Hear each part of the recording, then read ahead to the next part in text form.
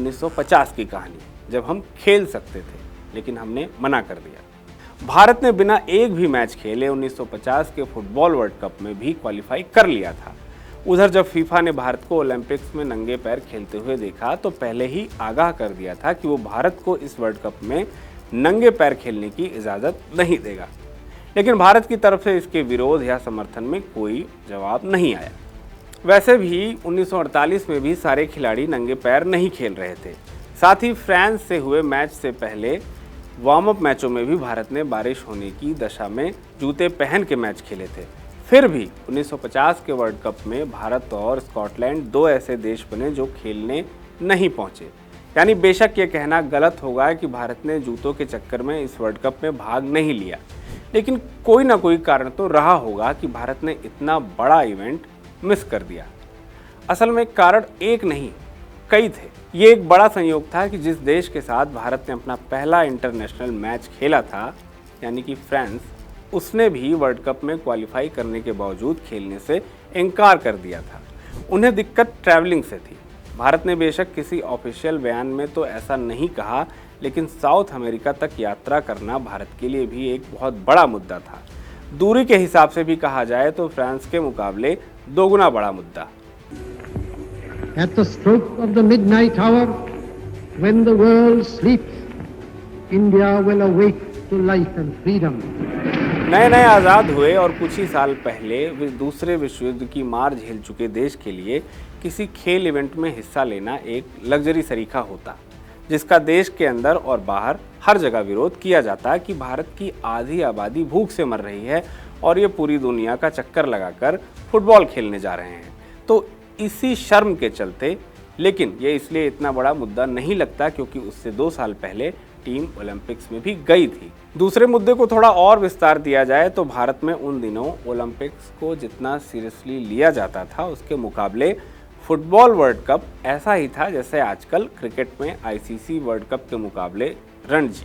तो जहां शर्म ओलंपिक्स में जाने से नहीं रोक पाई, वहीं ये शर्म फीफा वर्ल्ड कप के साथ कोई ब्रेक इवन पॉइंट नहीं बन रहा था। मतलब ये कि फुटबॉल वर्ल्ड कप संबंधित भारतीय संस्था के लिए उतना बड़ा इवेंट नहीं था। स्पोर्ट्स इलस्ट्रेटेड नामक मैगजीन में बेयर फुट यानी नंगे पैर नाम के एक लेख के लिए अरिंदम बसु ने जब उस वक्त के कैप्टन मन्ना का इंटरव्यू लिया था तो मन्ना ने कहा, हमें तब वर्ल्ड कप के बारे में कोई आइडिया ही नहीं था। अगर हमें अच्छे से बताया जाता तो हम खुद से ही पहल करते।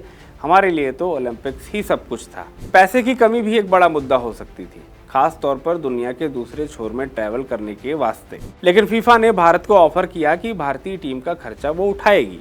फीफा ने भारत को ये ऑफर इसलिए दिया क्योंकि भारत एकमात्र एशियन टीम थी और फीफा के पास फुटबॉल को एशिया में प्रचारित करने का एकमात्र विकल्प भारत ही था। एआईएफएफ ने एक प्रेस रिलीज में ब्राजील ना जाने का कारण कम प्रैक्टिस टाइम का मिलना और टीम के सिलेक्शन में सहमति ना बन पाना बताया।